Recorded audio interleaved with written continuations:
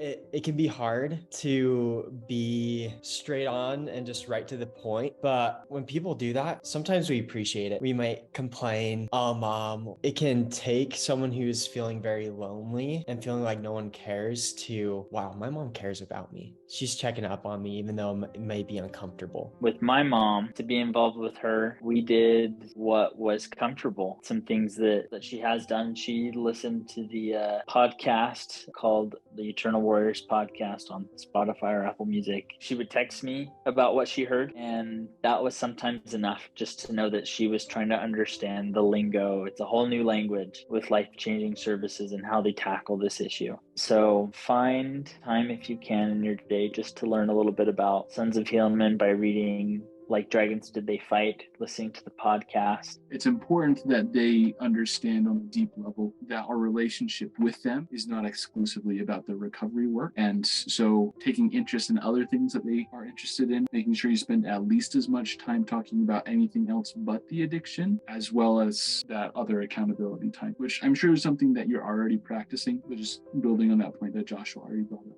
Some guys don't want to be accountable to their parents, and I get that. So like finding somebody else that he could be accountable to every day. And then maybe the accountability partner can report back to you, right? So I don't know. I learned this on my mission. It comes from Preach My Gospel, but it talks about being proactive. And so as we model an example of reaching out saying, hey, I had goals and I failed. What ideas do you have to help me? And being proactive about that. It's kind of like leading a string by pulling it rather than leading the string by pushing it. Because if you push it, it bunches up and doesn't want to move with you. But as you lead it, it tends to fall a little bit better. That, for me, in my experience, has helped a lot, is by being the example, showing it's okay to be vulnerable about sensitive subjects. We teach the lessons are the same. The principles are basically the same. The primary difference is the level of need for those attending. It's an excellent resource for people who want to practice self-mastery. There are aspects about themselves that they want to improve, and they're willing to do the work and learn the tools. Sons of Helaman is a little more.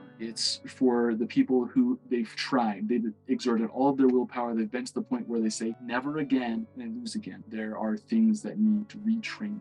That's one thing that I noticed as a mom when I put my son into the Sons of Helaman program. I think he could have done pretty good just with Eternal Warriors, but I wanted him to get that experience of that brotherhood and that intense training, so he felt like he really had some understanding and skill behind what he wanted to accomplish. Eternal Warriors and Sons of Helaman, they'll give you the tools, they'll give you the principles. But if there is a situation where the willpower by itself was insufficient, then you would probably need some of the additional resources that come through Sons of Helaman. Do you guys share how you lose lost battles?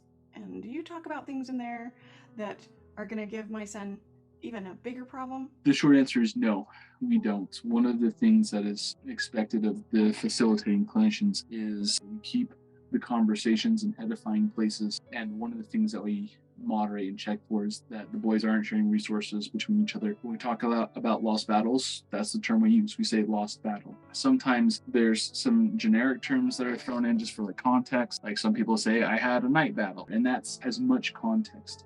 Because it's not relevant to the discussion. And we want to spend all of our time and attention at what got you vulnerable in the first place. The sooner we can catch that transition into mood battles, the easier it is to win.